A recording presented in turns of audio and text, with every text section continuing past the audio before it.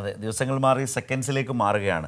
ഒരു കാര്യം, ഈ വിവാഹം വീഡിയോ KYCയിലൂടെ നടപ്പാക്കാൻ കഴിയുന്ന ഒരു സംവിധാനം അത് രാജ്യത്ത് തന്നെ ആദ്യമാണെന്ന് തോന്നുന്നു അല്ലേ? ആബ്സല്യൂട്ട്ലി.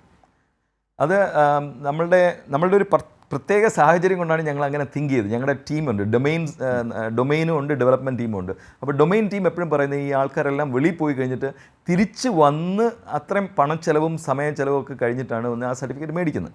ഈ ഒരു ബുദ്ധിമുട്ട് മനസ്സിലാക്കിയാണ് നമ്മൾ ഈ വീഡിയോ KYC എന്ന കൺസെപ്റ്റിലേക്ക് പോയത്. വളരെ വളരെ ഈസി ആയിട്ട് എവിടെ നിന്നും ചെയ്യാൻ പറ്റുന്ന ഒരു സിമ്പിൾ കാര്യമാണ്. മൊബൈൽ ആപ്പിൻ്റെ ആവശ്യമേ ഉള്ളൂ, ലാപ്ടോപ്പിലോ എവിടെയും പോകേണ്ട കാര്യമില്ല. രജിസ്ട്രാർസ് എല്ലാം ഫുള്ളി ട്രെയിൻഡ് ആണ്. സോ ഇത് കിട്ടാൻ ഒരു ബുദ്ധിമുട്ട് എന്ന് വെച്ചാൽ ഈ ഹസ്ബൻഡ് ആൻഡ് വൈഫ് വീഡിയോ കോളിൽ വന്ന് അങ്ങനെയാണോ ഉദ്ദേശിക്കുന്നത്? അവർ ഹസ്ബൻഡ് ഒരു സ്ഥലത്ത് ഇരുന്ന് എപ്പോഴും വേണേൽ ചെയ്യാം. അദ്ദേഹത്തിൻ്റെ കാര്യങ്ങളൊക്കെ ഇൻപുട്ട് ചെയ്ത്, ഫോട്ടോഗ്രാഫ്സ് എല്ലാം ഇൻപുട്ട് ചെയ്ത്, കുറച്ച് ഡോക്യുമെൻറ്റ്സ് ഒക്കെ ഇൻപുട്ട് ചെയ്യാനുണ്ട്. അതേപോലെ വൈഫും പാരലായിട്ട് ഒരുമിച്ച് ചെയ്യണമെന്നില്ല, ഒരുമിച്ച് ചെയ്താൽ ഏറ്റവും ഈസി ആയിട്ട് കിട്ടും. അവരും വേറൊരു സമയത്ത് അവരും അപ്ലോഡ് ചെയ്ത് വെക്കുകയാണ്. ഇത് രണ്ടും നേരെ ലോഗിനിൽ വരുന്ന ആരുടെയാണ്? നമ്മുടെ സെക്രട്ടറി, രജിസ്ട്രാറിൻ്റെ ലോഗിൻ വരുമ്പം അദ്ദേഹം ഇത് രണ്ടും ചെക്ക് ചെയ്ത് അപ്രൂവ് ചെയ്യുകയാണ്.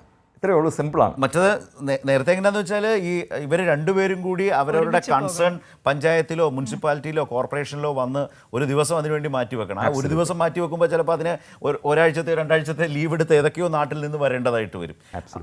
ആ സിസ്റ്റമേ മാറുകയാണ് അല്ലേ കംപ്ലീറ്റ്ലി. ഇപ്പോൾ 21,000 സർട്ടിഫിക്കറ്റ്സ് ആണ് അങ്ങനെ ഇഷ്യൂ ചെയ്തിരിക്കുന്നത് ഇതിനോട് ലാസ്റ്റ് 1 year.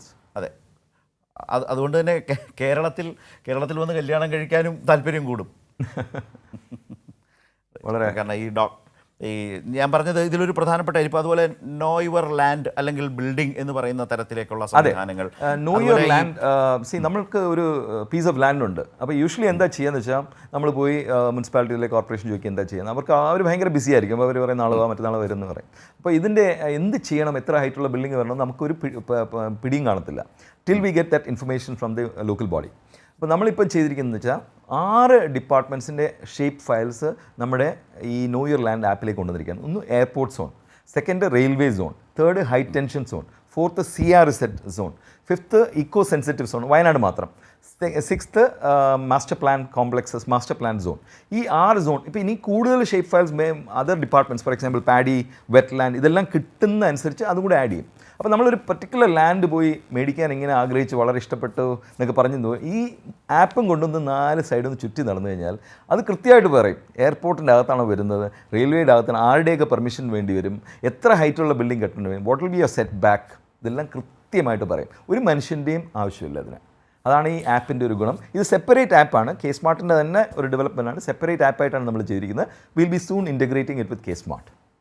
ഇതിൽ വളരെ സ്ട്രൈക്കിംഗ് ആയി തോന്നിയ മറ്റൊന്നുകൂടി കണ്ട വിനിഷ, ഒരപേക്ഷയും കൊടുക്കാതെ നമുക്ക് ഈ പറഞ്ഞതുപോലെ സർട്ടിഫിക്കറ്റ് ഡൗൺലോഡ് ചെയ്തെടുക്കാം എന്ന് പറയുന്നത്. കെട്ടിടം ലിങ്ക് ചെയ്താൽ മാത്രം മതി അല്ലേ? ആബ്സല്യൂട്ട്ലി. എല്ലാ കെട്ടിടങ്ങളും ഇപ്പം ഒരു 9 സർവീസസ് ആയിരുന്നു പണ്ട് നമ്മൾ ആപ്ലിക്കേഷൻ കൊടുക്കേണ്ടത്. ഈ പ്രോപ്പർട്ടി ടാക്സുമായിട്ട് സംബന്ധപ്പെട്ട് 9 പ്രാവശ്യം 9 വിധത്തിലെ കാര്യങ്ങൾ ചെയ്യേണ്ടിയുണ്ടായിരുന്നു. ഇപ്പോൾ അതെല്ലാം 9 in 1 ആക്കി നമ്മൾ ഒറ്റയടിക്ക് ആ ബിൽഡിംഗ് സർട്ടിഫിക്കറ്റിൻ്റെ അകത്ത് ഇതെല്ലാം ചേർത്ത് അങ്ങോട്ട് കൊടുക്കുകയാണ്. അപ്പോൾ ഒരു ഹിസ്റ്ററി, നമ്മൾ എൻക്യുംബറൻസ് സർട്ടിഫിക്കറ്റ് എടുക്കുമല്ലോ, നമ്മുടെ ലാൻഡ് നിലം ആരുടെയൊക്കെ ആയിരുന്നു എന്നൊക്കെ പറഞ്ഞ് എത്രയോ വർഷങ്ങൾ. അതേപോലെ ഈ ബിൽഡിംഗ് ആരാണ് ആദ്യമേ കെട്ടിയത്, പിന്നെ ആരാണ് ലീസിന് കൊടുത്തത്, പിന്നെ ആരാണ് റെൻറ്റിന് കൊടുത്തത്, ഈ കാര്യങ്ങളെല്ലാം ഒരു ഹിസ്റ്ററി ആയിട്ട് തന്നെ അതിൽ കിട്ടുന്നതായിരിക്കും.